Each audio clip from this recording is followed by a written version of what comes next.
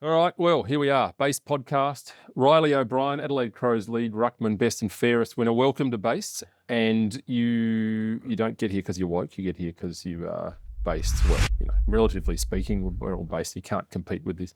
But no, it's good to have you on board. I've been a Crows fan since the first practice game against Essendon. Not many people know this. In 1991, I was there. I saw Grantley Filkey kick the first goal at Footy Park, which is pretty tragic. So I followed this pretty carefully, and I followed your career as well. And it's a pretty interesting story. So we thought we'd get you on and just pick through it because, you have been described as the smartest guy in footy. I have seen that written. In fact, I've seen it written right here, the smartest guy in footy. I think that's true. TER of 99.75. That's pretty smart. I don't tell you what I got. It wasn't that. Okay, well, there you go. So just, but footy, right? So you were actually... You weren't drafted in your first year. It was 2014, I think. Yep. And so tell me about that. Were you always into footy as a kid, or was it something you picked up later?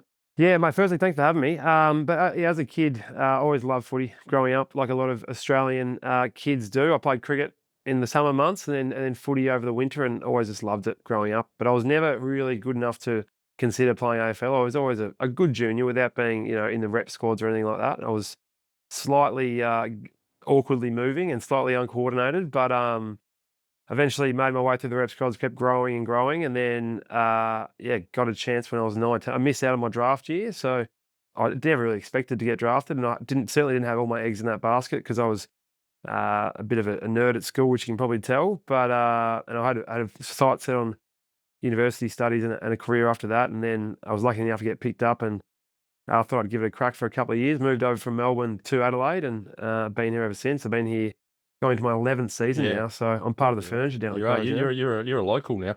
And for people that don't, people from interstate obviously watch and aren't footy heads. They play other sports interstate, which is pointless. But we'll just explain to them the draft, how it works. I think it's a pretty tight group usually of kids that are going to get drafted. I think only something like 60 kids every year or 70 or whatever.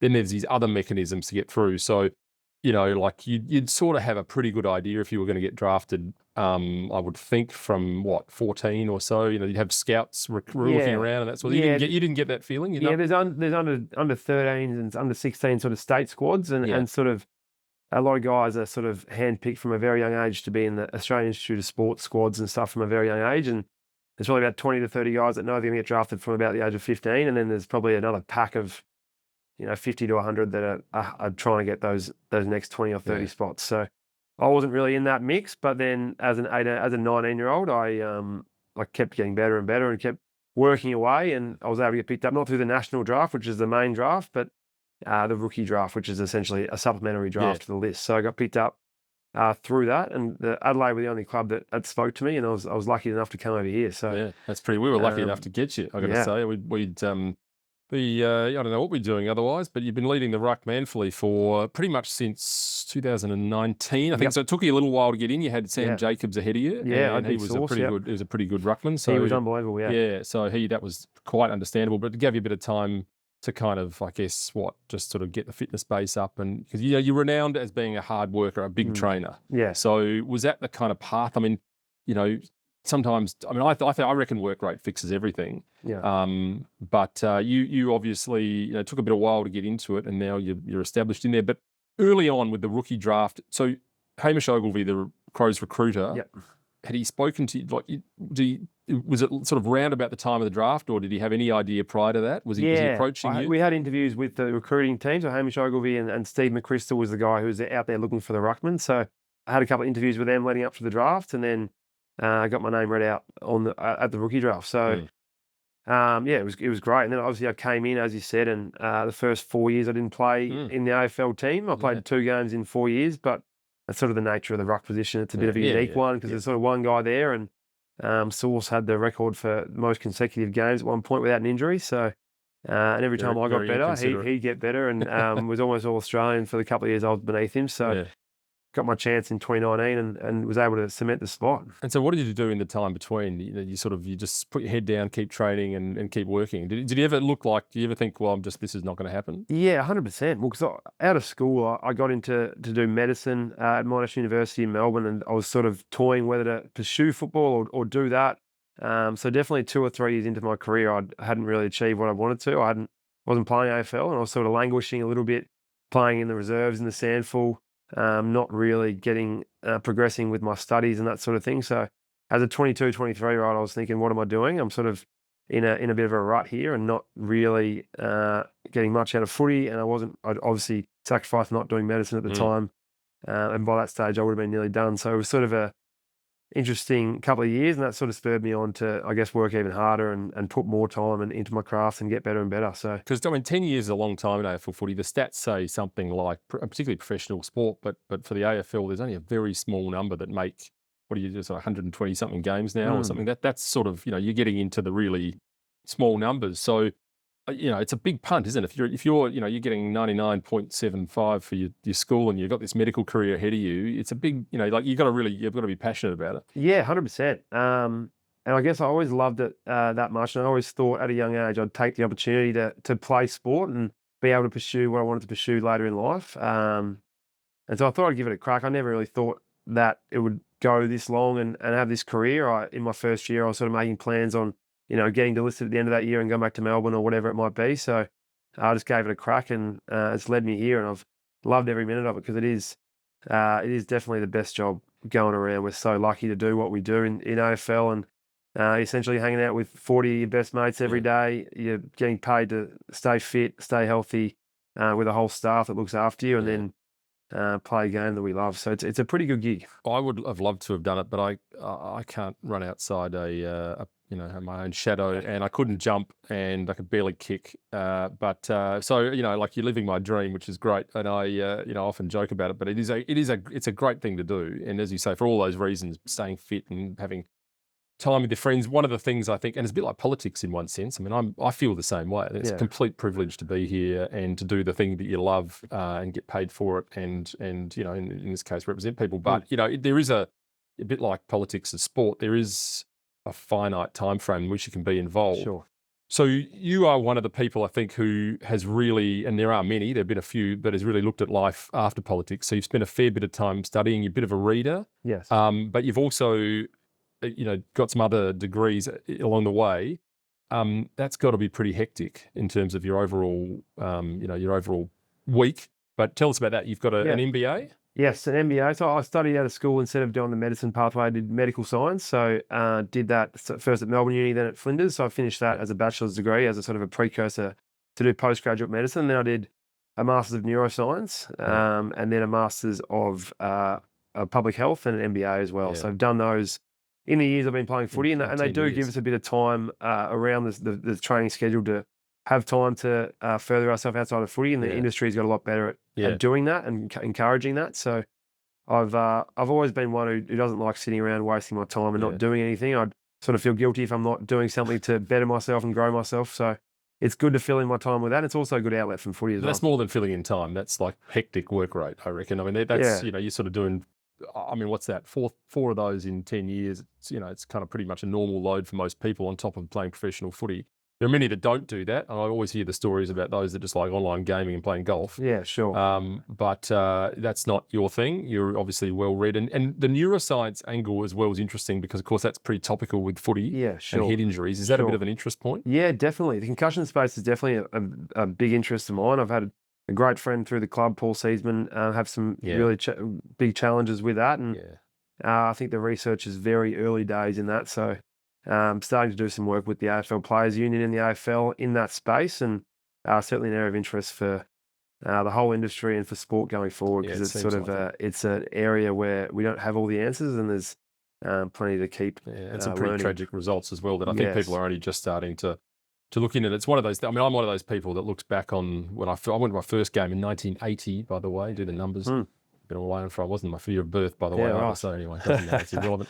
But I remember it vividly. Just the feel of it. Was in a Nord Port game, SANFL back in the days down at Footy Park when it was it was like it was brutal. Like people they hated each other, didn't they? Hated each other still to this day. But it was sort of more intense in those days, I think. But I just loved the cauldron. It was like the gladiators in the Colosseum, and I was just taken by it. Originally, my dad and my brother being both big Nord fans, and but people were just getting knocked out and belted behind play. And we all sort of look back on that era kind of fondly, not for those reasons, but because footy was a bit more authentic. I think in many ways there were more characters, but there was also that dark side of it as well. There's no doubt that those head injuries. Well, I remember hearing once. I remember watching a game in the mid-90s, and Crows, I can't remember who it was, got knocked out. Someone in the crowd said, "It's all right. It's just his head." Yeah.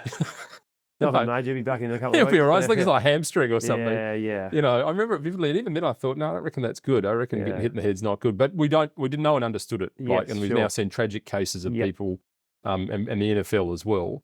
So would you imagine leaving footy at some point and then going back studying medicine and focusing on neuroscience, neurology? 100%. It's definitely an area of passion of mine. As you said, in the 90s and 80s, they were knockouts all the time. I think my old school footy coach, Steve Wallace, used to play for the Bulldogs, and he reckons he got knocked out 20 plus times and knocked people out 20 plus times as well. So it was a different era. I'm very fortunate. I've only had one concussion in my career, but it's still a no one can reach that high. Yeah, exactly. My head's too hard, I've been told. It's a big bowling ball. So I do the damage with this thing, thankfully. But yeah, definitely a real area of interest of mine, and read a lot of the research and data around that. And there's a lot, as I said, a lot to learn, and hopefully some treatments to come to prevent concussion and the concussion effects, and then look after brain health long term. Because it's unusual for a footballer to be as kind of medically orientated, because it just doesn't allow the time. We had Matthew Liptak, I think, who was you probably know him well. He's now an orthopaedic surgeon, and I think he does a bit of specialty in sports injuries. And there have been doctors that have played league footy in SA. There was Doc Clarkson, who was a renal specialist and very good bloke actually. And even Matthew Clark was a vet. So there's some people with a medical background, bit different stream, but still.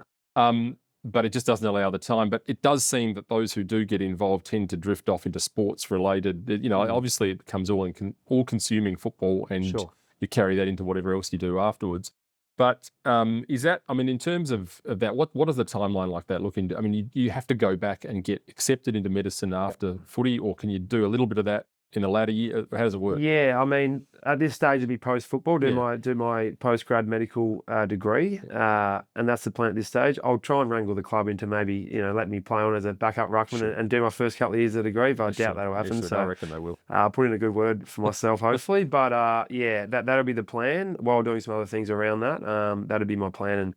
And what area of medicine, I'm not 100% sure, but that's sort of a rough plan. But working in sport and serving people is my passion, so I'd love to do that. Yeah, and it's you are, I think, very wise to think about the future, because there is a certain, as much as the game tries not to make it so, there is a certain element of use by date in footy. Sure. Like you get to a point, and I imagine that's one of the factors in the sad, awful depression rates that come out of footy. It must be very difficult for young men to go from adulation to kind of person on the street. 100%. And then, so having that something to do afterwards is pretty important. You're almost, and we see it every year during trade period, you're almost become like a commodity. It's like, the Crows have got a ruckman and Collingwood need one, maybe, does that play in your mind as well? The fact that, you're obviously well-liked, well-respected and, and achieved on the field, but you potentially, everyone's got a price. 100%. Yeah. Well, it is a business at the end of the day, and you've got to understand that there's a lot of privileges that come with being an AFL player, and we get looked after very well. So it's sort of a small trade-off for that. As you said about the players post-career having some troubles, there's plenty of guys in that boat, and the AFL is getting better and better at dealing with that. But I think it's got a large part to do with sort of your whole identity being tied up as a football player, and not really developing our identity outside of that. And guys, as you said earlier, from the age of 13, 14, they know they're going to be AFL players. They put all their eggs in that basket. It's sort of it's been their identity their whole life. So it's hard to finish footy, and then everyone sort of doesn't really care about you anymore. You're on the scrap heap, and guys can go through some challenges, sort of adjusting to just being a regular dude who's not playing footy anymore, and try and find some purpose outside of that. But as I said, the AFL's a lot better now. The club's a lot better at helping guys find purpose and find something outside of footy to sort of just detach themselves from that footy identity. Yeah, no, it's good. It's good because you can well understand, although I can't well understand what the adulation is like, but I can only imagine what the adulation is like, and seeing it must be very difficult to sort of come back to normality. For sure. So when you were growing up, you're from metropolitan Melbourne originally. Yes. You grew up in, I did read it, Ascot Vale. Vale, Yep, yes. that's it. Yep. Who did you follow as a kid?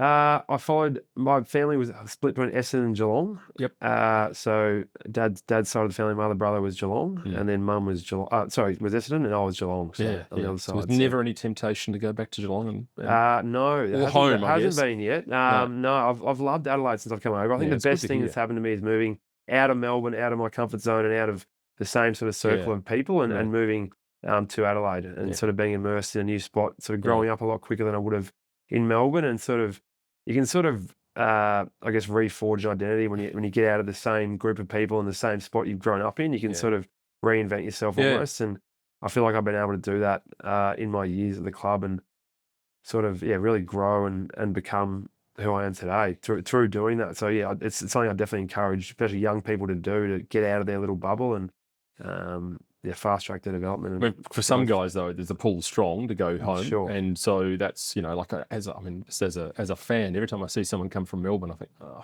think I can go home. I just don't want to see this. I want them to stay, or from interstate generally. Sure. But of course, I think sometimes the pull is a bit stronger back to Victoria because bigger city, bright lights, and all that sort of stuff. But it's good to hear. And do you get that feeling from a lot of the guys that come from interstate now? I mean, I guess people keep their cards close to their chest, but I mean, do you generally get the feeling that they're, people generally are relatively happy shifting? Because I would have been hopeless as an 18-year-old. There's no way I was leaving home. Because it was too good. And why would you? But it makes me sound like quite the mummy's boy. Is that right?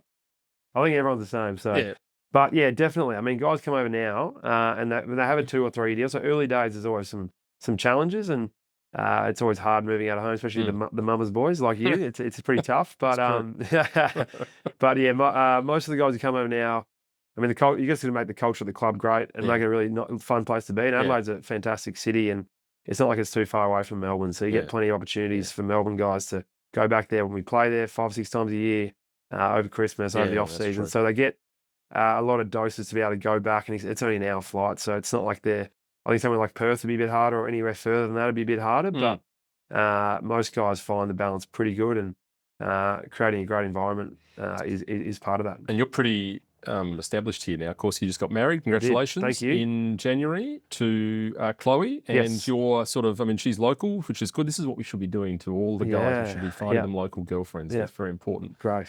So well done. That's excellent. Yes. Good to hear. And that's, I mean, that's sort of like a part of the process of the next stage of life, which is excellent. But what is that, I mean, in terms of, the whole readjustment, I mean, is that when you sort of move to a new city and you meet someone locally, is that, I mean, that's a conversation you've got to have, isn't it? Right. Like we're staying here, we're moving. I guess life changes as well. You might end up becoming a doctor and working at the RPA or something. You never know. Sure. So fair enough.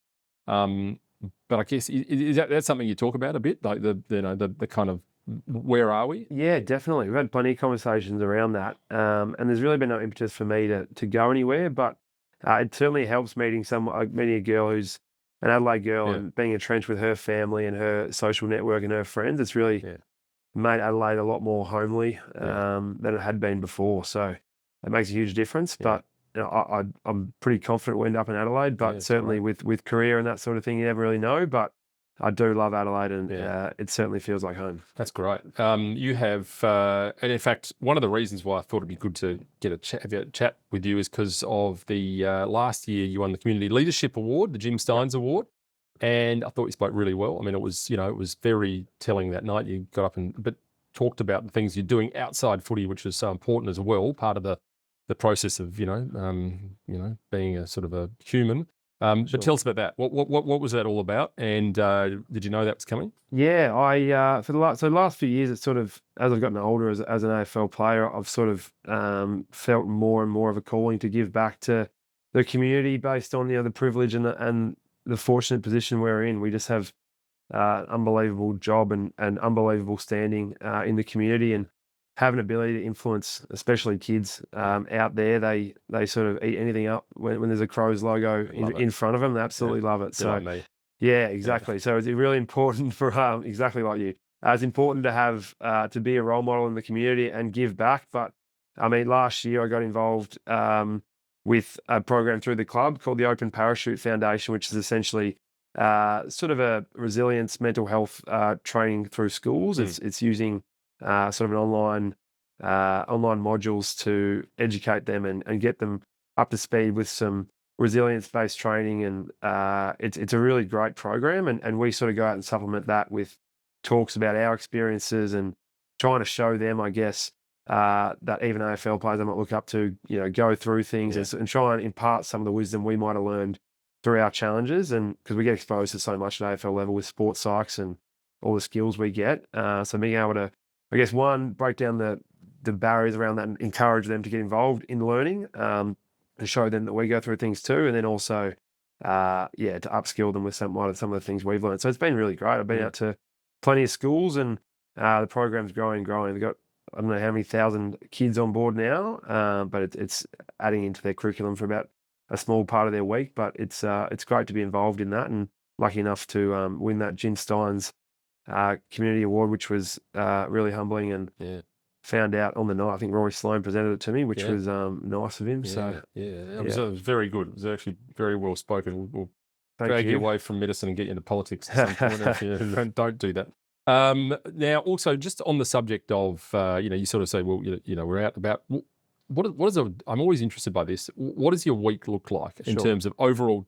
So let's say you get up on Monday morning, and I know it depends whether you're in season or you're, let's say it's now, at this point now. So what does it look like for the week? Yeah, well, pre-season is the tough part. That's the Monday, Wednesday, Friday. We're sort of full days, 7 to 4. We're sort of in there for big 13, 14K sessions and in the heat, and then we're doing a gym and doing some other stuff around that. And then sort of a Tuesday, we're in there from 7 to 1 and Saturday mornings as well. So that's our pre-season. And in season, the schedule's a bit better. We sort of have one main day a week, and then obviously game day, one main training day, which is similar to that, one game day, and then the rest of the week is sort of based on reviewing the game, recovering at the first half of the week, the Monday, Tuesday, and then the Thursday, Friday, we're generally prepping for the game, a bit lighter, getting ready to go. So we sort of get one day off throughout those weekdays, and then the rest of the days in the club getting ready to go. So.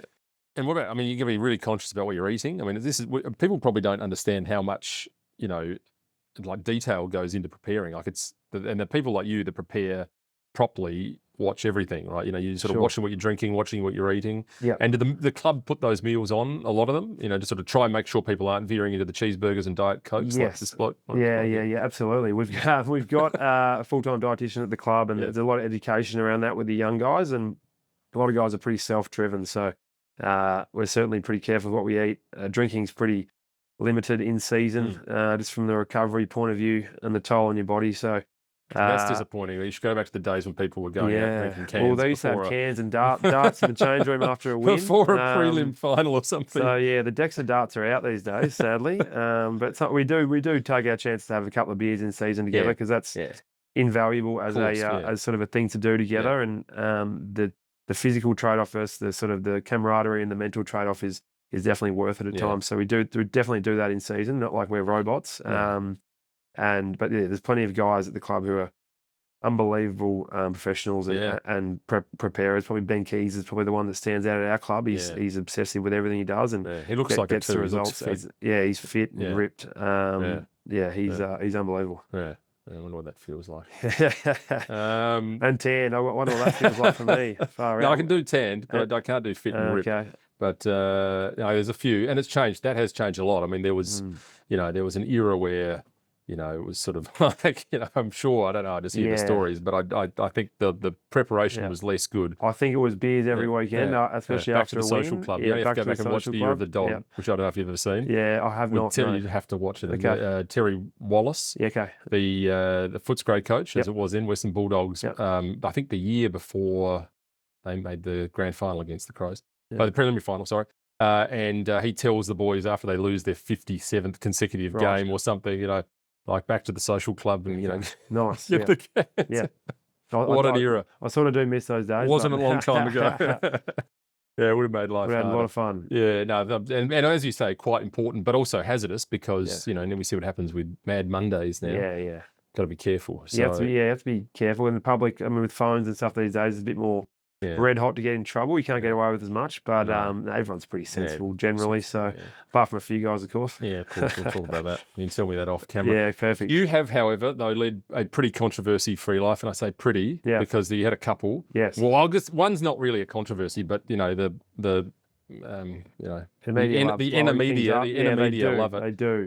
For example, you had the temerity to have a photo with Jordan Peterson once. Yeah. Now, tell me about that. You follow some of the stuff he does, which, by the way, is not a thought crime. He's pretty normal, I would have thought. But that obviously that created a bit of interest. Yeah, you went to the show. Yeah, I did. He spoke at the Adelaide Entertainment Centre, and I was very excited to go and see him, and managed to get a photo with him and put it online. But there was a bit of controversy on the back of that, which I sort of expected, but I sort of put that photo out there as sort of a restore some sanity to the world, to be able to associate with people like that who are doing such good in the world, and you as well, and be able to, I guess, not be a coward to the pressures of sort of some of the mainstream media. So, but based. But he's had a huge influence on me, I think. Growing up, I had a great family and had some great values instilled in me, but we didn't really have explicit sort of moral instruction given to us as kids. And he sort of has provided a lot of my sort of moral education, I think, through reading his books and listening to a lot of his lectures and his work. I think he's inspired me to do a lot of the work I do in the community. He's sort of taught me a lot about, probably the main thing is about responsibility and sort of taking on as much responsibility in the community and in your family and with your friends as you can, and sort of burdening the heaviest cross you can bear is what he talks about. And so many other things in his teachings that I've taken so much out of, like, avoiding resentment, deceit, and arrogance. That's one of his rules in his books. And that's one of the things I really work on. And I've taken a lot of inspiration from his work, and love the impact he's had on the world. He's made the world a better place. And who else do you read, follow, watch? Other political commentators? I know you got a bit of an interest in politics as well. You like sort of soaking all that up. Who else do you draw inspiration from? Pretty widely, to be honest. I just love anyone who speaks with sort of conviction in what they do, and they're not sort of just regurgitating what other people think, and don't necessarily have to agree with everything they say, but I like a lot of people in the political field. I love Douglas Murray. He's awesome. And then even from the other end of the political spectrum, guys like, from a more philosophical point of view, I've listened a lot to Tim Minchin and his views on the world, and I really enjoy him. I went and saw him speak in Adelaide, I think late last year, promoting his book, and love his philosophies. But mate, to be honest, I listen to a lot of podcasts and read a lot of books, so pretty widely. And I read that's how you're meant to do it, by the way. You don't want to get in your lane. And read a lot of old philosophy. I read a lot of Stoic philosophy, like Seneca is probably one of my favourite books, Letters from a Stoic. I taken a lot from that, and there's smartest guy in football. I'm not sure about that, but I'll take that. But I read pretty widely and try and be as open as possible and learn as much as possible, and certainly not get stuck in a lane. That's for sure. That's good. That's what we need. People need to be listening to all sides and not cancelling anyone, because we see a lot of that, unfortunately. Yes. That wasn't the only one. I got to ask you about the phone. The phone, gosh. The Nick Nat. That was a more public controversy. That one, that was big. It was more of a slip of the finger, wasn't it? It was. My phone. Believe it or not, it's very hard. No one really believes me when they tell me. They say, "Come on, tell us the real story."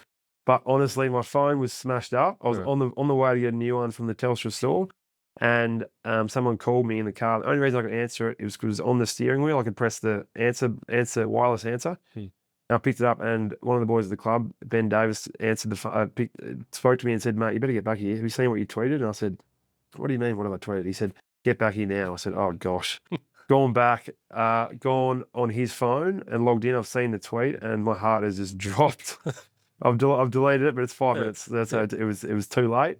And I remember it was just, for those that weren't familiar with it, it was sort of scouting notes of an opposition player that were maybe a bit unflattering, but you were just I'd essentially done an exercise every week on the notes in my phone. Before 2 or 3 days before a game, I'd sort of write up a scouting report on them, which would sort of help with my confidence and help pump me up. So I'd basically tear them down. So I said some things about Nick Nat. He was one of the best ruckmen in the comp, and probably of the last 20 or 30 years. And I said some things about him being lazy and unfit and all this stuff to Yeah. try and play on my strengths and sort of play up his weaknesses. But How did you tweet it? yeah, so it went into my notes. It was clicking buttons by itself, the screen, and it had gone into the share bottom left, and it had gone share to Twitter, tweet. Oh, no. I don't know how it happened, but I'm never anyway. going to touch my phone again. Oh gosh, I was mortified. I came into the club. I remember coming in and meeting Nixie and the coach and the CEO and stuff, and just being like, and what did they say? Shaking. Oh, initially they were quite angry. I think we were about 0-6 at the time, so not really what we needed as a club. Like more pressure put on us. Yeah. So they were a bit angry initially, and then they eventually saw the humour in it. Takes a while. But it was a nervous 3 days leading up to the game. But he gave you a phone at the end of it. He did, yeah. I managed to play all right, which was good, thank God. Yeah. And then he gave me a phone. I think he had a deal with Telstra Optus, and he ended up giving me a phone. So thanks for that, Nick Nat. Much appreciated, mate. He took it in the right way. Yeah, he was pretty good about it. He was pretty angry at the start of the game. He wanted to kill me. He was calling me all sorts of words and whacking me behind play. He's a pretty big guy and pretty scary. Yeah. So I was a little bit on the intimidated side, but I think he just used it to G himself up a bit. All ended up going all right. So yeah, that's good. It was quite funny. So and got a bit of airtime. So got a bit of airtime. All's well that ends well, though. I remember Alex? it vividly, and I remember thinking, this guy couldn't do it. It's like. But anyway, it happens to us all. Yeah. The apex of all of that was, I think, your first full season. Though you were actually the club best and fairest. So you won the Malcolm Blight medal. Yes. And I remember it well. It was a great season. And you sort of never looked back really since then. But that puts you in pretty elite company. You got some good players floating around there, your Rashudos and McLeods and that sort of thing. Is there some sort of camaraderie between those guys or the old players? We do see a lot of the old players like Roo, who's on the board still, and a lot of guys that still float around the club. And they're definitely getting more and more involved in the club, which is great to have the legends of the last 35 years of the club's history coming in and out of the club. But in terms of the gold jacket winners, we haven't had a convention or anything, but maybe one day we'll organise do they do it at the Masters with the green jackets? They have a pretty exclusive club. Maybe we'll set something up. You should. We'll bar the door from everyone else. I can remember. I think I've watched them all. Yeah, love it. It's just absolutely pathetic. Though in the course of it, you've had. Your strengths are getting around the ground. You're always like. And that sort of training and fitness, and you really do cover a lot of ground. Do you know how much per game you can? Generally about 14.5 Ks. Yeah, so you're running you're tracking a fair bit of ground. Yeah. And as a ruckman, you're sort of more fatigued than everyone else because you're wrestling the whole game. And you've rucked pretty much solely for the last 5 years. Yeah, pretty much. Literally, I don't think you occasionally get some help from. Whoever it might have been, Elliot Himmelberg or Kieran Strawn or something like that. But generally speaking, and that's modern footy, isn't it? Once you'd have a ruckman resting in a forward pocket, but no one does that. Yeah, not really. So he's generally one out. Yeah. But I'm pretty happy with that. I like grinding my way around and sort of trying to wear my opponent down. That's sort of the way I try and play. And the roper dope. It can be a little bit annoying when they play two ruckmen because you wear one down, the next one comes on fresh, and you go, oh gosh, got to go again. Yeah. Buddy, keep running with him. And what do you say your strengths are? Like it's work rate, tap work, obviously. Yeah. But you play well off the ground as well. You're below the knees. Sure. Strengths and weaknesses. Yeah, without giving anything away, these are not scouting notes. No, as a ruckman, for me, my point of difference is probably that work rate and being able to get to contests. Yeah. But as a ruckman, I'm really it's just your tap work around the contest. It's your ground ball work after that. You follow up after the contest, and then you work in the air taking marks. So they're sort of the three areas I pride myself on and focus on always. And I've certainly had periods where I've been really good in all of those and periods where I've dropped off in all of those. So it's about, I guess, being consistent in those areas and keeping on getting better and better because a lot of guys around you are getting better. So sort of always focusing on those three because that's sort of the role of a big ruckman, being a presence around the stoppage and in the air. So always doing work on those. And in terms of one of them, jumping around a bit here, I'm just thinking of things as they're coming to me because I'm fascinated. It's sort of my little, my little hobby. The guys around the club, when you look at the AFL, you tend they one thing they do well is they provide a sort of homogenous view of the world. Sure. There are different views around players. I mean, everyone seems to fall. Like all the players tend to kind of you get in trouble for speaking about something if it was something outside the scope of the whatever the message of the day is. But Sure. I mean, there must be a range of views out there. People, are they interested in, the other players, interested in the world around them, interested in politics, and do they, people sort of have their own take Yeah, on no, a things? lot of players are. It's just, it probably is. The media landscape makes it hard to do that, especially I think in Australia in particular, especially in professional sport. The club sort of discourages you to say things that are outside the company line, even from a footy point of view, and then from expressing things that are outside of footy is probably not seen very much, apart from things that might be sort of more politically correct and mainstream. Guys certainly get behind those causes, but you look at leagues in America and look at the personalities that players have over there. They can sort of say whatever they want to say. And I think it adds a lot to the sport and adds to the following. So I think it's something, I think it's something that Australia can get a lot better at in the sports media landscape, allowing players to have more personality and then not damning them for having that, like having whatever those views might be, and sort of just accepting it and seeing it as part of the entertainment of sport. And then, I definitely think that sports bodies should, stay out of politics, but I think that players can certainly have their own views on things and express that. And I think it would really add to the entertainment of sport and getting to know players better. Well, there was something about having characters like Mark Jackson, or some of it was a bit, a bit out there, but it was a bit of, I think, mostly theatre, like Punch and Judy, good guys. But my team's good guys were the other team's bad guys, and no one ever really, I don't think, got particularly hurt, although that's probably wrong.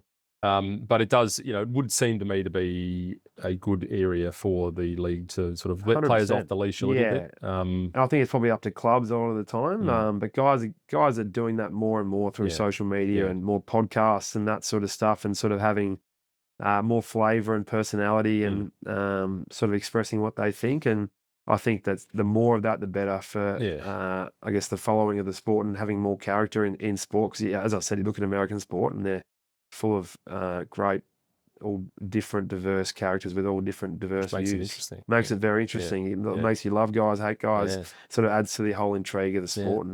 And they do it pretty well over there. They do. It's good stuff. Now, I wasn't going to do this, but I'll do it anyway. We got to show you the. We were looking for some footage earlier on. We got the footage of your first ever kick for goal. And okay.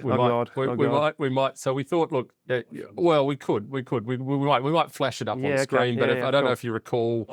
I don't know if we recall the kick in this. Bugger. Yeah, okay. Good mark. Great mark. The square. It wasn't technically my first shot on goal. My first shot on goal, believe it or not, was actually worse than this. It was actually, my first shot on goal was in Port Lincoln in a sort of a community series game, practice game. I think I watched it. And I sprayed it about 5 meters off the ground. It went about 10 meters, I reckon, and it reverse torpedoed through the points. But it was a howling wind in my face. Would have been a large wind. And then that one you've just shown me was actually Etihad Stadium, so there wasn't any wind there. There's no wind. I can't blame the wind on that one. I just have a propensity to kick it off the side of my boot when I'll tell you what I'll do. Much. Only because you're a good bloke and you're here. I'll tell you what, I'll just show you a couple. Let's just take this off. We might. Thanks for coming into base, by the way. Perfect, mate. And but let's just quickly take this on. If you don't mind, I'll just show you how it's done outside. Oh, fantastic, mate. Let's do it. All right. That's good. I've just got to get the ball here. Look, I don't like to do this, but I just feel like I have to. You have to. I think I need some lessons. Yeah. You want to be in It's obviously the case. All right, let's go. All right. Well, it's child size though, you know. Okay, that's fine. That's fine. Probably good for beginners like me. So there you go. All right. So look, what you want to do? You want to get. Can't just let me show. It's all right. Just let me show. What they say is they want to take a face, the nose pointing forward, and kick the chin. Who's giving the lessons? Here we go. Here we go. Oh wow! You just want to kick through it. There you go. All right. Well, if you down to my friend Ned McHenry's coaching at POC, I need a big centre forwards. Yeah. They're not going that badly. Okay. They're not going that badly. Don't overthink it. Where am I landing this? You try and land on the tray. Just somewhere in the tray of the wild tray. Looks of it. Let's bang. There we go. Thank you. Thanks for mixing. It's all right. We've come a long way. Thank you, mate. Appreciate it. Thanks, Alex.